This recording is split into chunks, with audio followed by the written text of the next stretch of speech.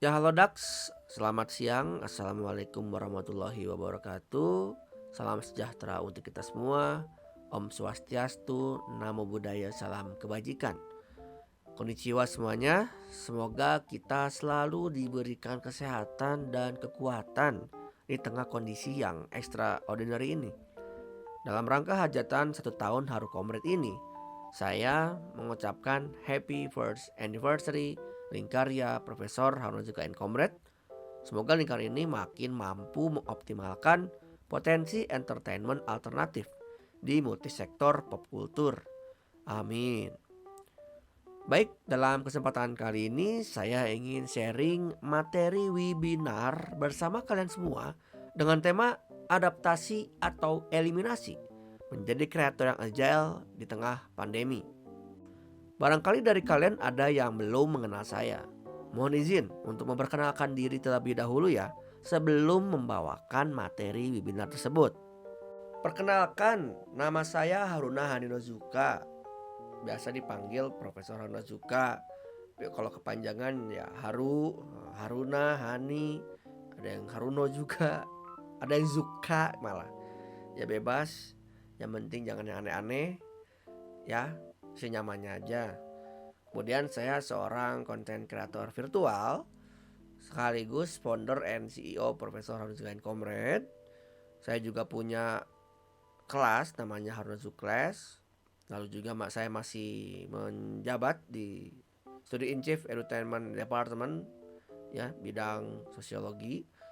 Kemudian advisor di berbagai proyek, produk, konten dan lain-lain ya yang ada di Haru Comrade, tentu sebagai pembimbing, pembina, pendamping, apalagi tuh. Ya kurang lebih seperti itulah ya.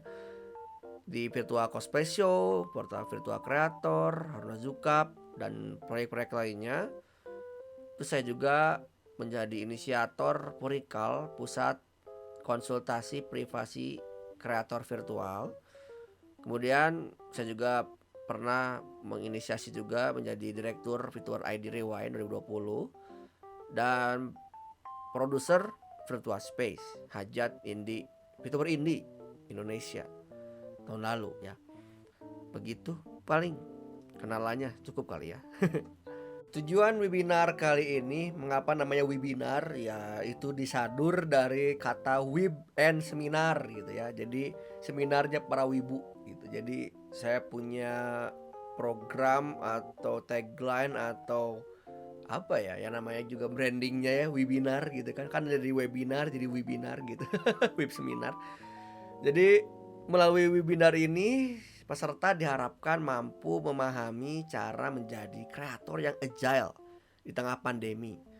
Ya kan, karena sekarang masih masa pandemi, pasti dong kita harus menjadi kreator yang agile. Nah, kita akan bahas tuh maksudnya apa yang agile di tengah pandemi itu dan bagaimana sih caranya. Mari kita bahas ya bareng-bareng ya. Oke, karena kalian sudah tahu tujuan webinar kali ini, ya, jadi kita mulai sharingnya tentang adaptasi atau eliminasi menjadi kreator yang agile di tengah pandemi. Pandemi COVID-19 sesuai dengan namanya coronavirus SARS-CoV-19 berarti kan lahir di 2019. Kita merasakan pandemi ini yang sudah hampir 2 tahun gitu. Bahkan kita ada istilah yang guyon dari anak-anak, dari kolega-kolega saya juga, dari teman-teman, Prof, wah kita mah kena time skip gitu. Emang 2020 ada gitu ya, kita tiba-tiba 2021 aja. Jadi ngerasa sangat berbeda gitu. Berbedanya tuh tiba-tiba setahun aja gitu. Yang mana meskipun memang gak kerasa, tapi fisik dan mental kita tuh kerasa sebetulnya. Fisik jadi lemah, mental jadi ya kayak jiwa tuh haus gitu karena jarang ketemu orang ya kan. Belajar di rumah, kerja di rumah, study from home, work from home, ketemu orang jarang gitu kan. Berkegiatan di luar juga terbatas. Apalagi sudah mulai, bahkan bukan mulai ya, sudah mulai apa ya, terbiasa gitu, terbiasa melakukan adaptasi kebiasaan baru ya. AKB ini dengan menjaga jarak, mencuci tangan, memakai masker, bahkan sekarang maskernya double lagi kan. Apa namanya tuh? Masker bedah, masker yang hijau itu bedah ya. Sama masker kain gitu kan double gitu. Nah, itu kan bener-bener kita tuh harus adaptasi yang besar gitu. Karena memang kita kan selama ini nggak pernah merasakan itu kan. Dan bener-bener situasi yang bener-bener extraordinary, emang luar biasa. Dan memang udah masif, nggak pernah terprediksi juga kan tiba-tiba begini gitu. Nah, disitulah kita ya harus merasakan gitu, harus beradaptasi dong kalau memang kita biar bisa survive gitu. Kalau tidak beradaptasi ya kita bisa tereliminasi dong. Makanya sesuai dengan judulnya webinar kali ini ya tadi, adaptasi atau eliminasi. Nah, pada saat itu juga sudah terpikirkan adaptasi atau eliminasi, nah kita yang para pelaku industri kreatif gitu kan, para kreator-kreator muda kita semua ini atau siapapun juga gitu kan, harus berpikir bagaimana caranya untuk survive, beradaptasi atau eliminasi gitu. Karena apa? Karena memang kalau nggak adaptasi ya eliminasi gitu, ketinggalan, bahkan sampai ya the worst case lebih parah lagi gitu. Nah itu ya makanya kita kerasa gitu, memang pembelajaran begini, sekolah begini, ngajar begini gitu, kerja begini gitu, itu benar-benar kerasa gitu. Makanya bagaimana kita bisa survive, ya mari kita menjadi seorang, ya khususnya sekarang ya konteks pop culture ini atau di Jepangan, pop culture, pokoknya industri kreatif, menjadi kreator yang agile di tengah pandemi. Apa itu agile? Nah nanti akan saya bahas di selanjutnya ya. Nah pokoknya kita harus menjadi kreator atau ya adaptasi kebiasaan baru gitu, berbarengan dengan COVID-19 ini gitu. Nah disitulah kita benar-benar harus belajar gitu. Karena memang kita tuh kena disruptionnya 3 kali gitu kan, triple disruption namanya. Yang pertama digital disruption ya. Digital disruption itu ya dari zaman dulu sampai sekarang kan, dari perubahan ojek pangkalan digerus oleh Gojek ya kan, sama ojek online. Taksi konvensional digerus oleh ojek taksi online ya kan. Kemudian department store gitu kan, itu digerus juga sama e-commerce. Mungkin sekarang juga bank konvensional juga sudah mulai nggak dilirik nih, males gitu kan ke ATM, males ke kantor cabang gitu kan, pindah ke bank digital gitu kan. Dan masih banyak lagi gitu, bener-bener zaman dulu juga mungkin masih foto yang dijepret, dicuci dulu baru di print. Nah saya juga kan tuh lupa lagi kan zaman itu. Nah sekarang kan tinggal pakai HP gitu. Jadi bener-bener tiap tahun lewat digital itu bener-bener mendisrupt gitu, bener-bener mendisrupt. Yang memang sudah merajai di atas itu bener-bener tiba-tiba kalah aja, digantikan oleh yang baru-baru gitu. Itu yang pertama. Yang kedua adalah oleh millennial disruption. Nah, millennial disruption ini plus zillennial ya. Maksudnya millennial kan itu Gen Y ya. Gen Z itu zillennial gitu kan istilah yang lainnya. Itu kan mereka yang memang melek teknologi, apalagi Gen Z kan itu hidup berdampingan dengan teknologi. Apalagi yang Gen Alpha gitu, benar-benar hidup bersamaan dengan teknologi gitu kan. Jadi benar-benar itu mengubah tatanan gaya hidup lah, budaya lah, dan secara sosial masyarakat juga kerasa banget gitu. Nah itu juga mengubah gitu, mengubah tatanan juga dan mendisrupt yang dulu-dulu ya, budaya-budaya zaman dulu tuh terdisrupt oleh mereka-mereka yang baru ini gitu. Makanya ya pop culture salah satunya adalah yang cukup digandrungi itu saat ini gitu kan. Dan pop culture kan tiap tahun ada populer kan, makanya terus baru gitu, karena memang populer kan sifatnya popularitas gitu. Dan itulah yang terjadi gitu. Nah yang ketiga adalah pandemi disruption. Nah ini kita terdisrupt oleh pandemi, karena gara-gara pandemi kita dipaksa untuk survive, adaptasi lebih cepat dan benar-benar lebih radikal, masif, komprehensif, kompleks, benar-benar harus benar-benar adapt gitu. Yang mana memang pandemi ini menjadi katalisator mengadopsi teknologi atau digital gitu. Benar-benar memang harus kerasa banget gitu pengubahannya itu di sana. Sehingga memang pandemi mengubah tatanan juga gitu.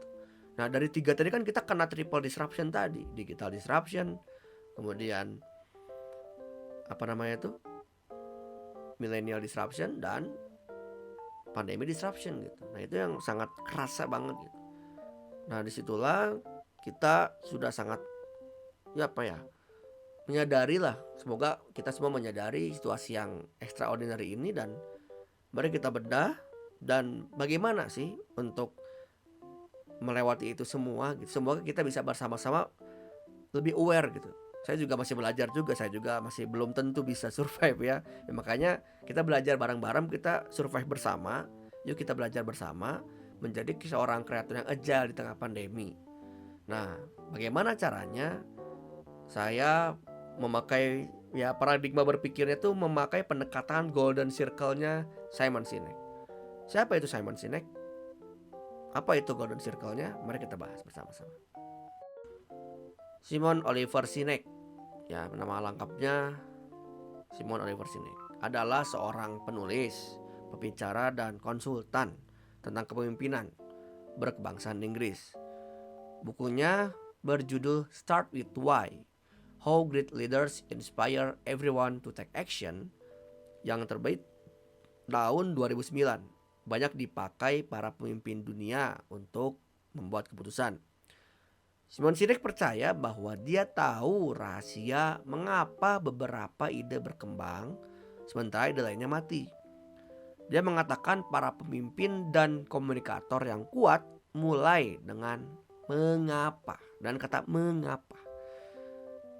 Lahirlah Simon Sinek membuat konsep yang bernama Golden Circle, Why, How, dan What. Terinspirasi dari Golden Circle-nya Simon Sinek, saya jadikan sebagai paradigma berpikir pokok pembahasan webinar kali ini dengan menjadi kreator yang agile di tengah pandemi. Yaitu yang pertama, why. Why, mengapa, ya, mengapa harus menjadi kreator yang agile. Nah, yang kedua, how. How-nya bagaimana memahami peluang di situasi pandemi. Nah, yang ketiga, what. Apa contoh produk yang pas dalam konteks kreator kreatif. Mari kita bedah yang pertama. Mengapa harus menjadi kreator yang agile? Kenapa coba? Karena mungkin barangkali belum terbayang maksudnya agile itu apa. Mari kita bahas selanjutnya. Apa itu agile? Agile menurut definisi Kamus Merriam-Webster, agile adalah mempunyai karakter yang cepat beradaptasi dan bersumber daya. Ya, kalau bahasa Indonesianya disebut tangkas. Ya, lincah, gesit. Nah, biasanya saya diajarinnya tuh lincah, gesit gitu, tangkas. Jadi perubahan itu cepat gitu, cepat beradaptasi, dan memang sumber daya juga cepat mengikuti gitu. Itu namanya agile. Nah, mengapa harus menjadi kreator yang agile gitu ya? Nah, karena kita hidup di era yang namanya VUCA. Ya. VUCA. Apa itu VUCA? VUCA adalah akronim, ya, ada 4 akronim yang berarti dari V adalah volatility atau volatilitas, Kemudian U-nya adalah uncertainty, ya, ketidakpastian. Yang ketiga ada C, complexity atau kompleksitas. Dan yang keempat, A-nya adalah ambiguity atau ambiguitas. Nah, kombinasi dari kualitas yang jika digabungkan mencirikan sifat dari beberapa kondisi dan situasi yang sulit. Nah, istilah ini juga kadang-kadang dikatakan untuk kata sifat, ya, mudah menguap, volatile gitu kan, tidak pasti, kompleks dan ambigu. Jadi emang sifat-sifatnya dunia ini sedang mengalami VUCA. Nah, istilah VUCA ini awalnya berasal dari United States Army War College untuk menggambarkan kondisi akibat Perang Dingin.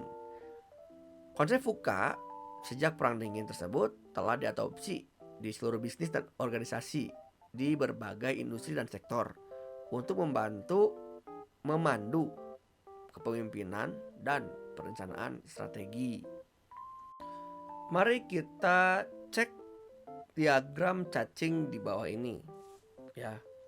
Kalau kalian mah di layar ini ya, mohon maaf. Nah, dilihat dari diagram, ya, diagram cacing ini cukup terlihat bahwasanya sektor-sektor industri, ya, dan ekonomi itu benar-benar merasa dibagi dua gitu. Ada potential losers, ada potential winners, atau ada istilah lainnya adalah the fall and the rise gitu. Nah, mari kita lihat bagian yang potential winners gitu. Dari diagram yang sumbernya dari Decode EFC Analysis ini, mereka berpendapat bahwasanya medical supply and service, food processing and retail, personal healthcare dan lain-lain itu cenderung yang memang diuntungkan di kondisi pandemi saat ini, ya. Komunikasi, ICT, e-commerce gitu. Jadi memang sektor-sektor itu yang diuntungkan karena memang medical kan sedang dibutuhkan, ya kan, dibutuhkan di berbagai sektor gitu. Bahkan sekarang telemedicine lebih naik juga, lagi naik-naiknya di telemedicine gitu kan, karena emang merasa RS lagi sarang COVID, jadinya telemedicine. Kebutuhan dasar manusia kan apa, pangan juga ya, makanya makanan itu kan sangat dibutuhkan. Jadi apalagi PSBB jadinya mobilitas rendah sehingga delivering service juga naik juga. Personal healthcare juga sama. E-commerce itu juga makin banyak yang jajan gitu. Dan lain sebagainya gitu kan. Nah, tapi kita lihat di bagian potential losersnya, yang paling rendah itu, yang paling kena itu adalah tourism and leisure, ya.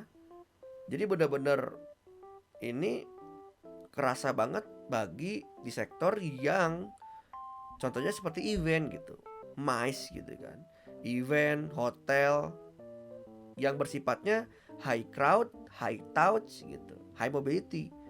Mobilitasnya besar, ya, tinggi, kemudian crowdnya, kerumunannya besar, ya kan. Turis kan, pariwisata kan benar-benar apa ya, banyak orang gitu kan, dan high touch itu kan banyak sentuhan-sentuhan gitu. Nah, di situ benar-benar sangat apa ya, anggaplah yang dirugikan gitu. Makanya, nah, apalagi yang memang orang-orang yang industri kreatif misalkan yang beradu nasib di musik lah, bandnya lah, ada yang jogetnya lah kan gitu, dari event-event, ya kan, MICE itu kan benar-benar itu kerasa banget gitu, yang emang paling terdampak gitu, ya. Makanya ada ya, kadang menjadi dilema juga ya kan, Kemenparekraf mau naungi Kementerian Pariwisata dan Ekonomi Kreatif ini kan benar-benar apa ya, paling kena nampaknya. Tapi kalau nyuruh misalkan kemarin kan isunya kan nyuruh bertamasya, ya berwisata potensi COVID, nah itu memang dilematika banget gitu. Terus ada yang aviation and maritime itu kan pesawat, ya kan, roda apa, moda transportasi gitu kan, benar-benar itu kan banyak ngumpul. Kalau terlalu lama di satu ruangan kan gimana gitu ya, kayak ya apalagi kan makin mahal juga gitu kan, naik pesawat mahal, kursinya makin berkurang, tiketnya naik tapi perjalanan jauh, dan itu kan satu ruangan yang sama, itu potensialnya apa ya, jadi orang-orang jarang untuk berpergian juga kalau nggak butuh-butuh amat gitu kan. Kemudian dari otomotif, ya kan, konstruksi juga dan yang lain sebagainya gitu. Itu kita kerasa gitu di bagian itu ya, terutama kita ini ya yang memang industri kreatif, yang memang masuknya ke yang non digital ya, yang masih konvensional, itu cukup kesulitan gitu. Makanya menjadi wajar ketika event-event makin gak ada, terutama Nah di Indonesia sekarang udah pindah banyaknya ke online gitu, atau enggak kan bagi yang memang belum menyesuaikan dengan online digital ya itu. Nah disitulah makanya tadi disebutkan digital. Kalau yang nggak digital ya tergerus gitu ya. Jadi kalian bisa pelajari di diagram cacing ini. Ketika kalian sudah mengetahui situasi yang luar biasa carut marut ini, tentu kita ada keyakinan gitu, dan kita meyakini bahwa bersamanya kesulitan itu ada kemudahan. Nah, mari kita mulai masuk ke bagaimana memahami peluang di situasi pandemi ini. Menurut Mark Anderson, co-founder dari Netscape,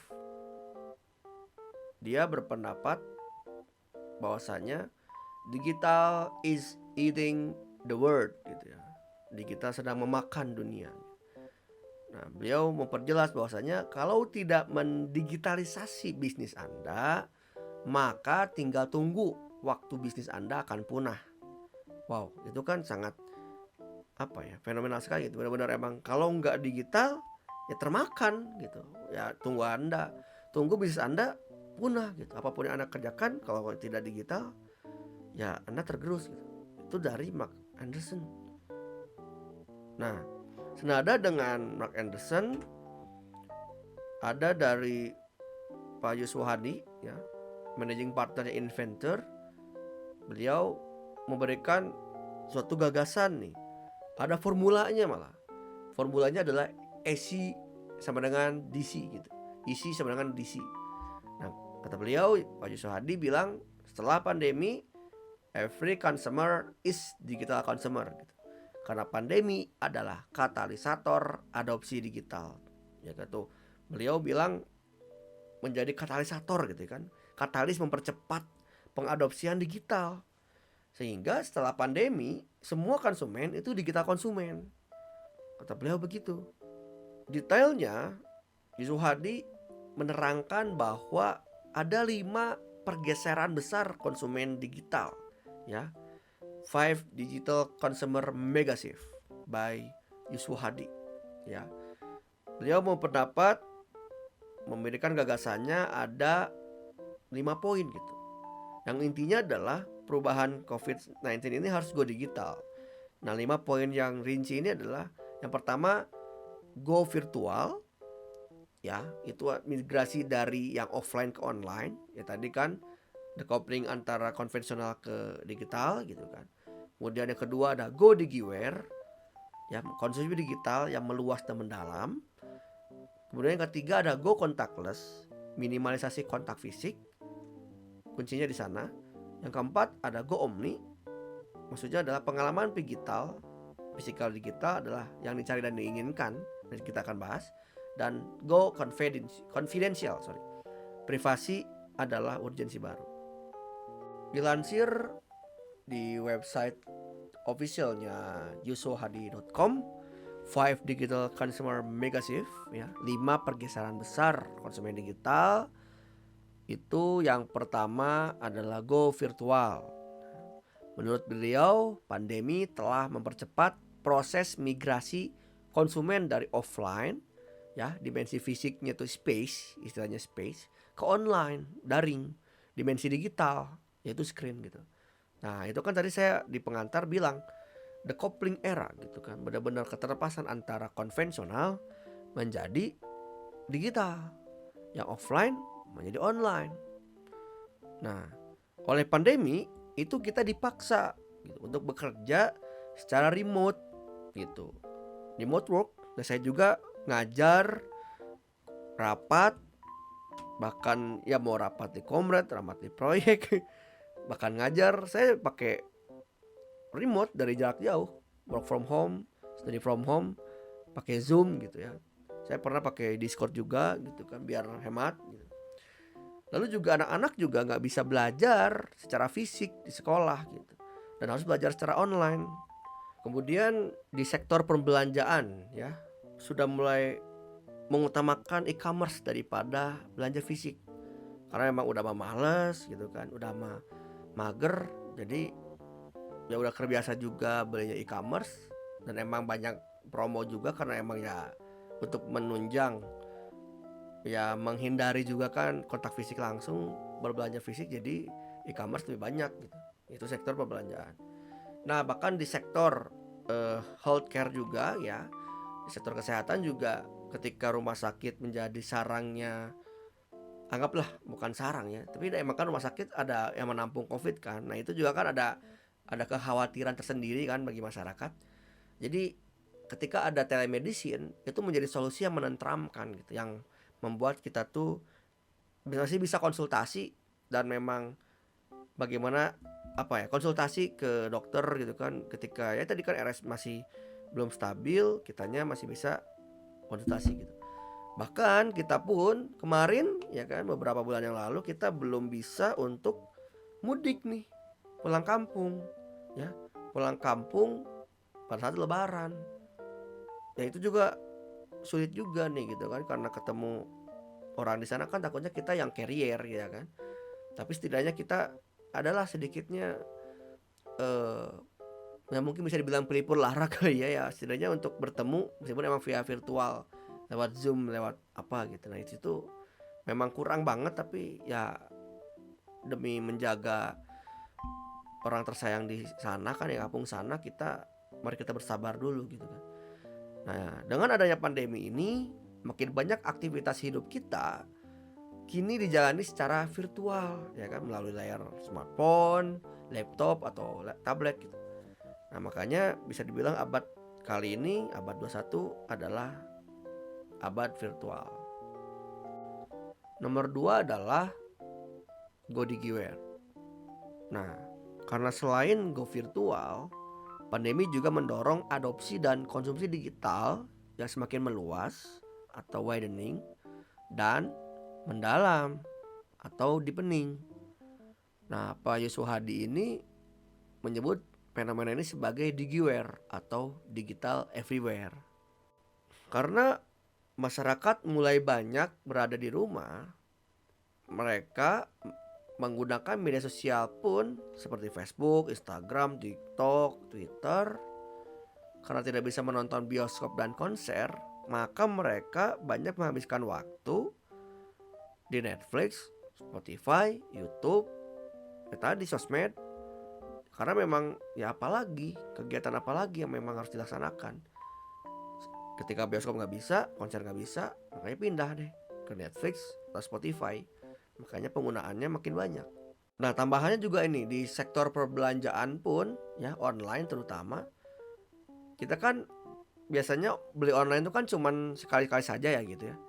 Nah, sekarang malah merasa jadi secara reguler gitu. Yang biasanya sekali-kali aja, malah sekarang jadi kayak tinggal beli gitu. Lebih reguler, lebih terbiasa, lebih jadi habit gitu.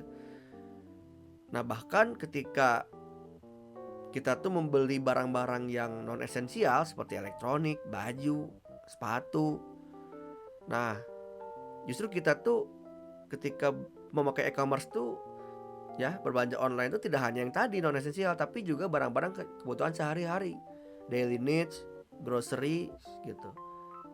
Nah, itu kan ada perubahan habit yang lumayan besar kan. Nah, ini nih yang paling terlihat bahkan terasa nih bagi kita semua nih ya, terutama bagi saya sendiri. Penggunaan Zoom yang memang awalnya alatnya untuk remote working, jarang-jarang gitu ya, emang meeting jarak jauh, rapat atau berdiskusi gitu, yang dulunya tuh jarang banget, sekarang malah sehari bisa sampai 5 sampai 10 kali. Dan itu benar-benar bahkan lebih juga gitu. Kalaupun gak Zoom ya saya lewat Discord gitu kan, ya mendengarkan musik atau ketemu orang-orang ngobrol. Ya itu yang kita rasakan sekarang. Makanya GoDigiWare tuh merasa kita tuh benar-benar digital everywhere gitu. Apapun yang kita tuh digital, di mana-mana digital gitu. Begitu kawan-kawan. Nah, yang ketiga adalah go contactless. Nah, pandemi ini menuntut kita untuk gimana caranya untuk melakukan physical distancing, social distancing, bahkan sesedikit mungkin untuk melakukan kontak fisik dengan orang-orang. Salam pun kan sudah tidak terlalu banyak kontak fisik kan. Nah, ketika tuntutan aktivitas keseharian harus tetap berjalan, nah maka media digital menurut Pak Yusuf Hadi menjadi solusi sementara sekaligus solusi selamanya. memang sekarang jadi sementara, tapi karena kedepannya tadi menurut Pak Yusuf Hadi itu benar-benar menjadi setelah pandemi adalah every customer is digital customer, makanya ya jadi ini solusi selamanya gitu. Contohnya dengan apa? Nah, ketika QR code, ya kan kita melakukan transaksi, misalkan kita ke KFC, ke McD, kita nggak mengurangi pertukaran uang gitu kan, tunai. Kita nge-scan QR code itu lebih mudah dan contactless gitu kan. Kemudian ada robot atau otomasi berbasis AI gitu. Nah, maka pabrik dan kantor-kantor tetap dapat beroperasi meskipun tidak ada manusianya gitu. Ada juga bagian self-service apps gitu. Ketika para traveler bisa memenuhi kebutuhan travelingnya tanpa banyak melakukan kontak fisik dengan banyak orang gitu. Kalau sektor pop culture-nya kita, ya event pun ketika digital itu kan online, itu kan benar-benar contactless kan, benar-benar kontaknya sangat dikit banget gitu. Nah, ketika event offline tuh benar-benar sudah sangat sulit untuk dibuat ya, karena tadi kan high crowd, high mobility, ya kan. Itu benar-benar ya kita karena udah mulai terbiasa digital, jadi merasa bakal cenderung bakal ada penyesuaian besar gitu. Itu juga di event bakal menyesuaikan gitu. Nah, digital memungkinkan konsumen sesedikit mungkin melakukan kontak fisik dengan penyedia produk dan layanan. Nah, makanya ini yang event-event juga ini benar-benar harus menyesuaikan banget gimana caranya untuk seminimal mungkin, sesedikit mungkin untuk tidak melakukan kontak fisik. Nah, yang keempat adalah go omni. Memang tadi saya awalnya kalau nggak digital ya tergerus gitu kan. Memang sangat terasa kan tergerusnya. Tapi menurut Pak Yusuf Hadi tuh ini keren nih. Justru ketika pandangan orang-orang itu tuh benar-benar migrasi digital ketika akibat pandemi ini ya, karena terdisrupt bahkan terdecoupling oleh pandemi ya, dipaksa terkatalis oleh pandemi untuk mengadopsi digital. Nah, kita tuh semerta-merta bakal meninggalkan dunia fisikal, tidak. Justru dunia ini, kata Pak Yusuf Hadi, itu tidak betul-betul berubah secara ekstrim. Karena sejatinya adalah manusia benar-benar makhluk yang piawai beradaptasi. Nah, ketika memang sekarang banyak yang nonton Netflix, YouTube, ya kan, atau Facebook juga ada, dan pokoknya sosmed banget gitu. Tapi TV itu memang orang-orang pandangannya bakal hilang, tapi ternyata tidak demikian gitu. TV tetap eksis gitu, karena memang nggak semua orang mengadopsi ke digital gitu, karena masih zaman-zaman generasi X ke atas yang masih menggunakan TV bahkan radio, sehingga masih tetap ada dan eksis gitu. Mungkin tidak terlalu signifikan, tapi memang yang signifikan kan yang digital, tapi malah jadi beriringan gitu. Konklusinya adalah pengalaman yang bersifat digital, ya tadi istilahnya physical digital, antara yang digitalnya adalah dari e-commerce, online learning, entertainment, remote working, telemedicine itu benar-benar ketika digabungkan dengan fisikal, justru itu yang diinginkan. Nah, dalam konteks ini saya membayangkan ketika kita para konten kreator ya, mungkin contohnya ke saya virtual YouTuber gitu kan. Ketika saya melakukan konten yang bersifat digital ini, tapi ketika nanti ada event, semoga saja ada event yang bersifat offline, contohnya Komifuro offline, amin gitu kan. Nah, saya itu membuat stand fisik di sana. Nah, itu kan ketika memang kontennya digital, tapi barangnya, experience-nya, pengalamannya bertemunya secara offline gitu. Entah dengan sayanya atau dengan staff saya gitu. Tapi setidaknya physical digital ini menjadi equilibrium baru gitu. Bahkan disebutnya adalah omni experience will be the king gitu. Pengalaman yang digital ini, physical dan digital gitu ya, digital justru memperkuat konsumen gitu. Memang sekarang digital ngebus gitu, tapi justru kangen fisikal, makanya nggak akan hilang fisikalnya, tetap kangen kok. Digital memang mengubah yang nge-disrupt banget, tapi justru bareng-bareng gitu. Itu yang jadinya kayak, wah ini keren banget gitu. Tapi tetap kita untuk saat ini ya memang digital dulu yang dikuatin memang gitu. Baru memang bareng-bareng ke fisikalnya. Jadi bahkan kalau bisa digabungin jadi digital, omni experience will be the king. Terakhir yaitu go confidential. Ya, beberapa waktu lalu masih ingat kali ya, kita didengarkan oleh suatu berita yang fenomenal ya, bahwasanya bocornya data Tokopedia ya, 91 juta data pengguna Tokopedia bocor. Bahkan 2019 yang lalu juga Bineka dan Bukalapak juga bocor. Data yang diambil kan diretas itu nama lengkap, tanggal lahir, nomor ponsel ya, nomor HP, lokasi, sampai jenis kelamin gitu. Meskipun memang di tengah euforia belanja online yang sekarang makin masif, memang pada saat itu memang benar-benar menurun kepercayaan tuh gitu. Benar-benar, dan itu bahkan membuktikan bahwasanya kelemahan keamanan privasi pengguna tuh cukup terancam gitu. Nah disitulah benar-benar bagaimana caranya untuk seluruh sektor yang mulai tadi disarankan untuk go virtual, go digital, menjadi digiware, dari sektor e-commerce ya kan, kemudian online streaming, remote working, online entertainment, online learning, bahkan telemedicine. Gimana caranya si para produsen atau yang punya pemilik e-commerce tadi dan kawan-kawannya meningkatkan keamanan sistem privasi tadi gitu, sistem keamanan privasi tersebut gitu, pengawasannya gimana, pastikan ditingkatkan. Dan bahkan para pengguna sekarang yang memang masyarakat biasa itu merasakan jadi makin apa ya, makin aware gitu tentang kasus peretasan yang data ini tuh benar-benar parah loh gitu, benar-benar makin aware karena memang toh sekarang digital ya. Ini kan berpotensi juga ke kita gitu, ke kita semua.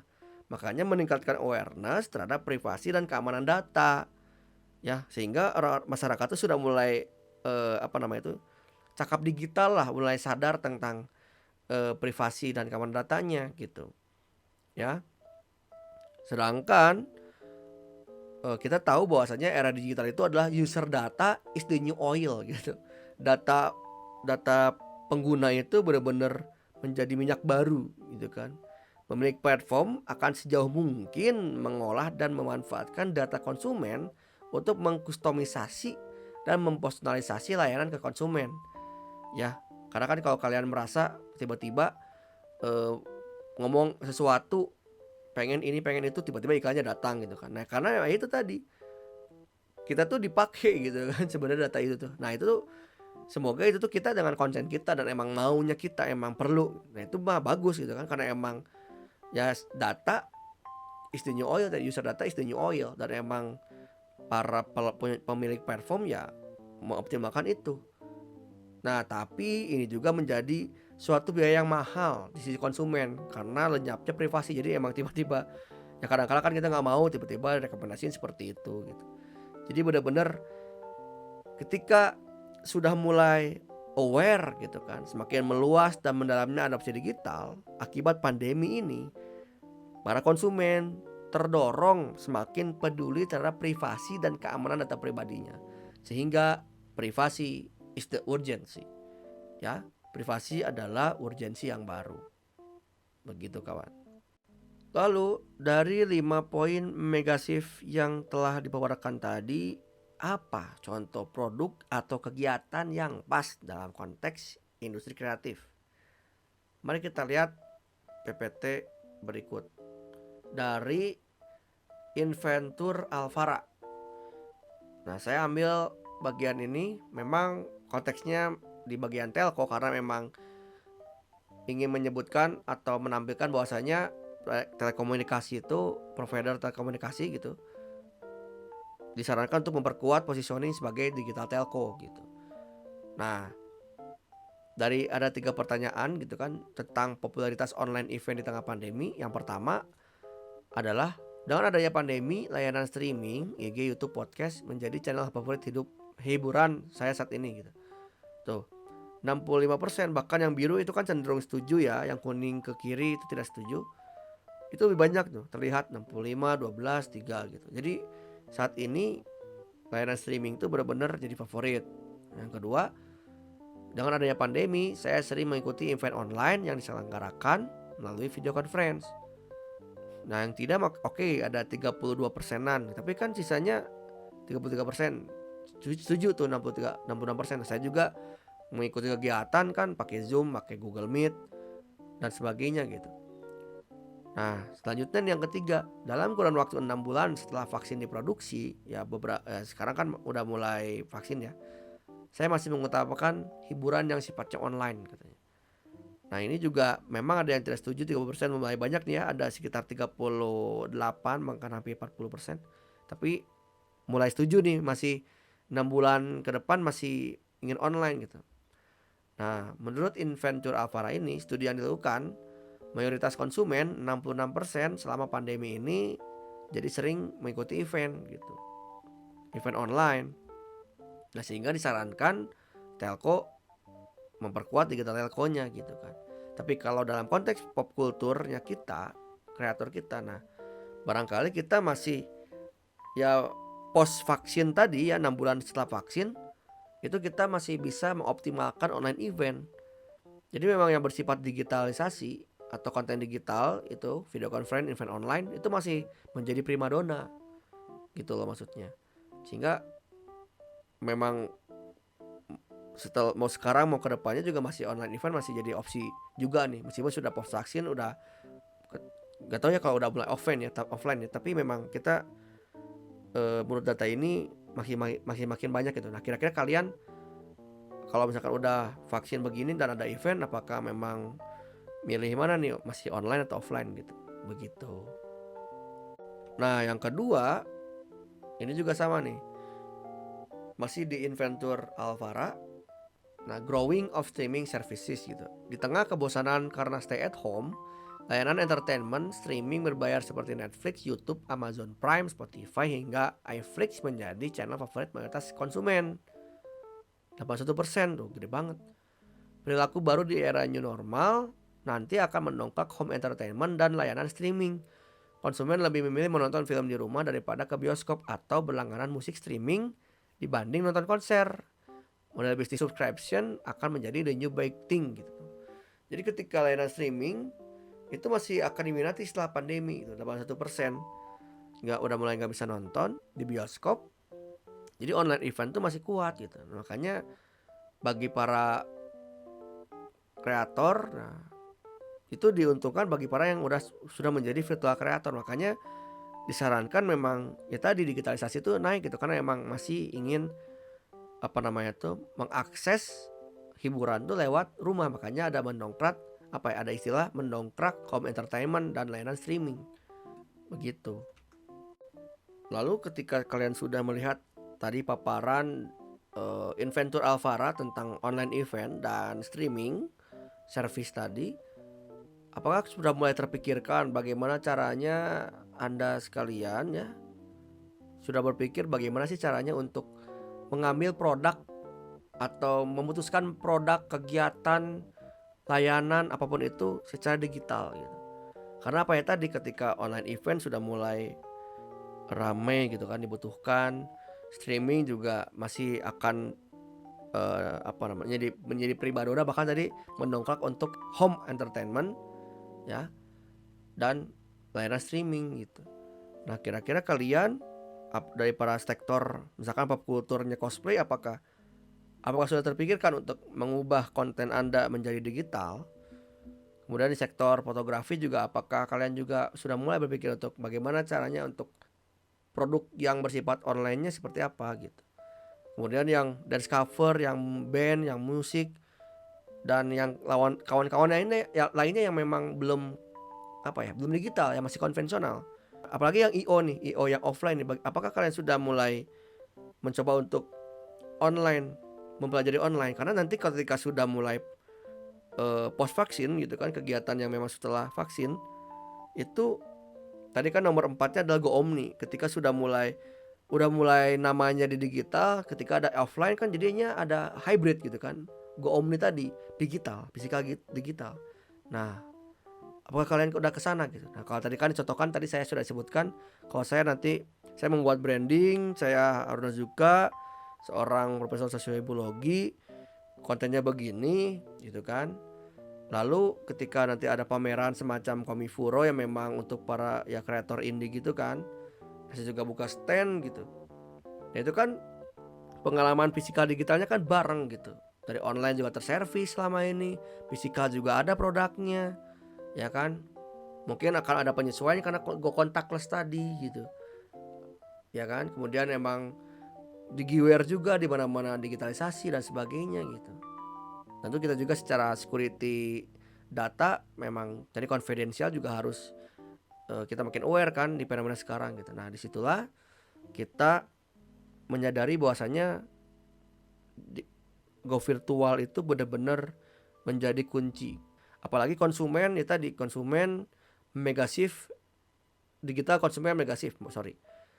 Pergeseran besar konsumen digital gitu. Makanya setelah vaksin menurut Pak Yusuf Hadi tadi sangat kuat penjelasannya bahwasanya EC sama dengan DC gitu. Every customer equals to digital consumer.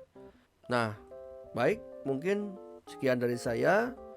Semoga penjelasan saya yang sedikit kaku, kagok karena saya merasa ya ini juga event besar, apalagi dalam rangka 1 tahun Haro Comrade gitu kan. Saya merasa waduh ini saya juga merasa bangga dan terharu dan ternyata bisa sampai sejauh ini bersama kawan-kawan saya gitu. Jadi ya barangkali mohon maaf atas segala kesalahan ucap ya, kesalahan perilaku, tindakan saya mohon maaf gitu ya, barangkali tadi ada tersinggung. Dan barangkali kalian membutuhkan atau lebih keep in touch dengan saya, silakan untuk menghubungi saya di ib.id /Haruna Zuka. Di situ banyak sosmed-sosmed saya ya, jadi dari Twitter, dari Facebook, dari Instagram. Itu silakan banget untuk di follow. Untuk misalkan ingin mengobrol lebih dalam silakan. Bahkan saya juga punya tadi, saya udah punya kelas gitu kan, namanya Haruna Zuka Class. Itu kan sebagai produk dan layanan saya. Kalian bisa lihat di harunazuka.card.co. Kalian bisa akses juga, monggo di sana kita lihat bareng-bareng gitu. Kita bisa belajar bareng. Dan ya mungkin sekian dulu dari saya. Terima kasih telah menyimak. Dan sekali lagi selamat ulang tahun Haro Comrade yang ke-1. Semoga makin jaya, semoga makin mampu mengoptimalkan potensi alternatif entertainment di Indonesia, khususnya di pop kultur Indonesia ya. Sekali lagi terima kasih banyak kepada kalian semua. Saya undur diri. Selamat siang. Wassalamualaikum warahmatullahi wabarakatuh. Om Santi Santi Santi Om. Namo Buddhaya, salam kebajikan. Saya Haruna Zuka undur diri. Selamat jumpa. Salah. Sampai jumpa di next segmen ya, karena ini kan awal-awal. Bye bye. Otsukare. Jangan lupa tetap semangat dan nyatakan halumu. Bye bye. Atsu semuanya.